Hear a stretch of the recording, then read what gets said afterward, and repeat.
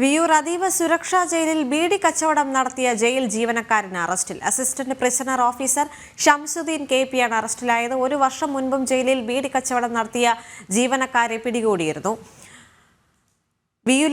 വിയൂർ അതീവ സുരക്ഷാ ജയിലിലാണ് ബീഡി കച്ചവടം നടത്തിയതിനെ തുടർന്ന് ജയിൽ ജീവനക്കാരനെ അറസ്റ്റ് ചെയ്തിരിക്കുന്നത്. Assistant prisoner officer Shamsuddin KP ആണ് അറസ്റ്റിലായത്. ഒരു വർഷം മുൻപും ജയിലിൽ ബീഡി കച്ചവടം നടത്തിയ ജീവനക്കാരെ പിടികൂടിയ സാഹചര്യമുണ്ടായിരുന്നു. ആനന്ദ് പുത്തൂർ ചേരുന്നുണ്ട്. ആനന്ദ്, ഒരു വർഷം മുൻപും ഇത്തരത്തിലൊരു സാഹചര്യം ഉണ്ടാവുകയും ആ ജീവനക്കാരെ പിടികൂടിയ ഒരു സാഹചര്യം കൂടി ഉണ്ടായിരുന്നു. പക്ഷേ ഇതിന് പിന്നാലെ ഇപ്പോൾ വീണ്ടും ഒരു ജീവനക്കാരൻ കൂടി, പ്രിസണർ ഓഫീസറായ ഷംസുദ്ദീൻ KP കൂടി അറസ്റ്റിലായിരിക്കുന്ന ഒരു സാഹചര്യം.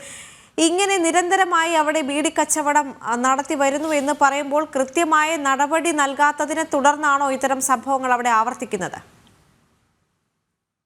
അതായത് നിരന്തരമായി ഇത്തരത്തിലൊരു പരാതി ഉയർന്നു വരുന്ന സാഹചര്യം തന്നെയാണ് ഇപ്പോൾ എന്തായാലും വിയൂർ സെൻട്രൽ ജയിലിലുള്ളത്.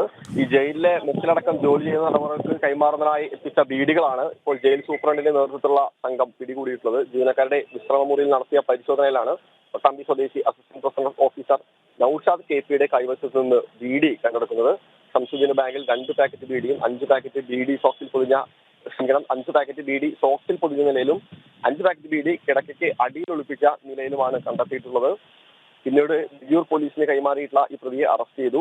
20 ചെറിയ പാക്കറ്റ് ബീഡിക്ക് 4000 രൂപ വരെ ഈടാക്കിയിരുന്നുവെന്നാണ് തടവുകാർ ഉന്നത ഉദ്യോഗസ്ഥർക്ക് നൽകിയിരിക്കുന്ന മൊഴിയിലുള്ളത്. ഈ ജയിലിൽ ബീഡി നൽകുകയും പുറത്തുവച്ച് പണം തടവുകാരുടെ ബന്ധുക്കളിൽ നിന്ന് വാങ്ങുന്നതായിരുന്നു പൊതുവെയുള്ള രീതി. ഈ പ്രവേശന കവാടത്തിൽ ഉദ്യോഗസ്ഥരെ കാര്യമായി പരിശോധിക്കാത്തതാണ് ലഹരി കച്ചവടത്തിന് വഴിയിരിക്കുന്നത് എന്നാണ് പറയുന്ന സൂചന. മാത്രമല്ല, ഈ വിയൂർ സബ് ജയിലിൽ ജീവനക്കാരനായിരിക്കെ ഈ അരി മറച്ചു വിറ്റതിന് ഇയാൾക്കെതിരെ നേരത്തെ അച്ചടക്ക നടപടി നേടിയിട്ടുണ്ട് എന്നും അറിയാൻ കഴിയുന്നു. ശരി.